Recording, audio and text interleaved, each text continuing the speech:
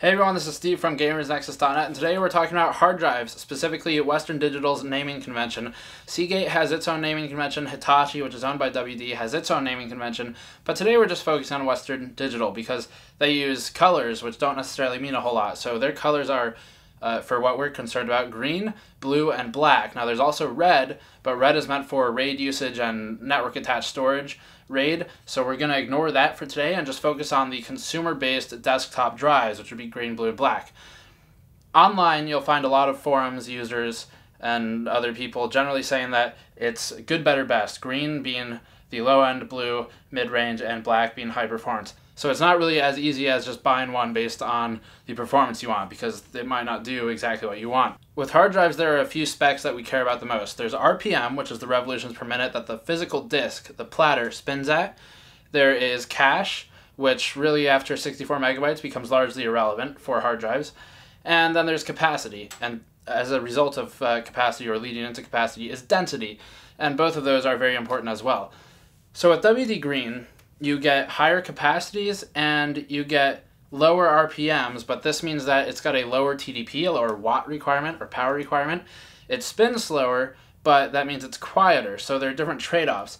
This means that you don't want to use WD Green for things like a primary drive where your operating system would reside, and you really don't want to use it for gaming because it spins up slower. It only spins at 54 to 5900 RPM. It's got a variable RPM, so it spins up and down based on the load requirement, but that's not, 5900 is pretty slow. You want generally 7200 RPM if you're not using an SSD.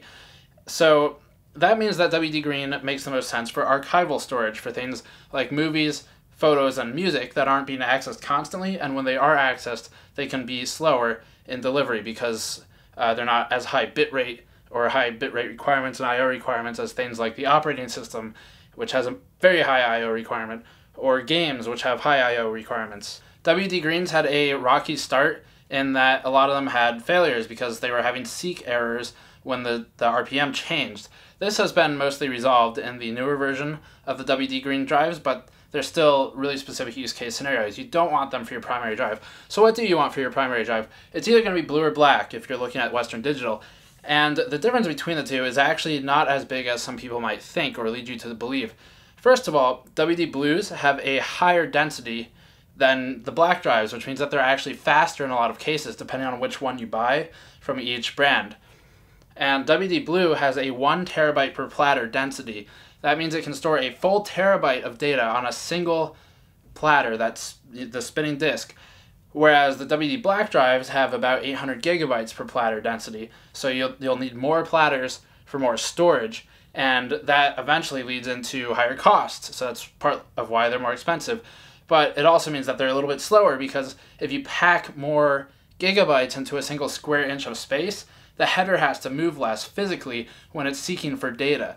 So the density plays a big impact, a big role on how quickly the drive is able to access your data.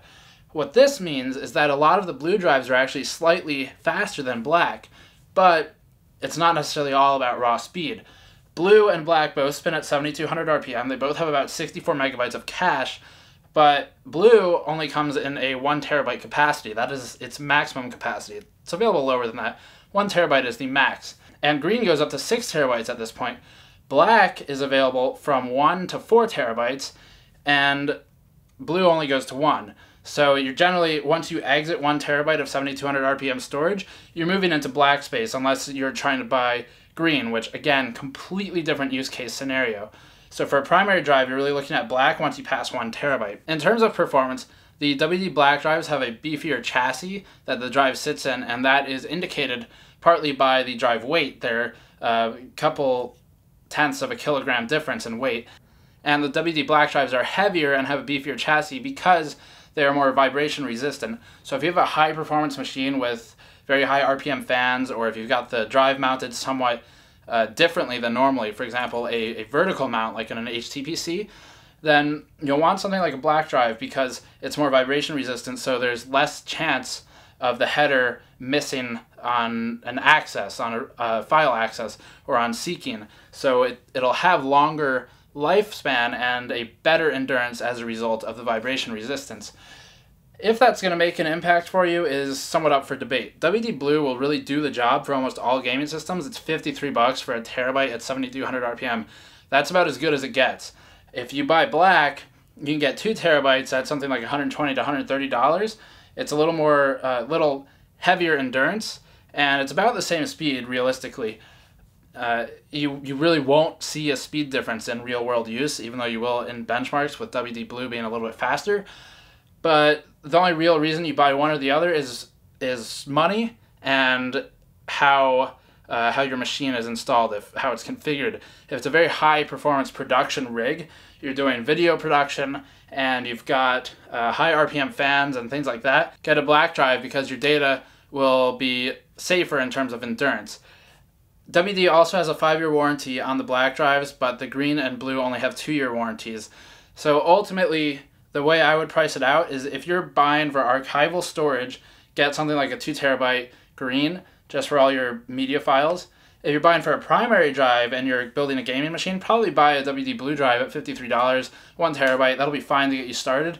This is assuming you're not buying a solid state drive, which is really what you should be running.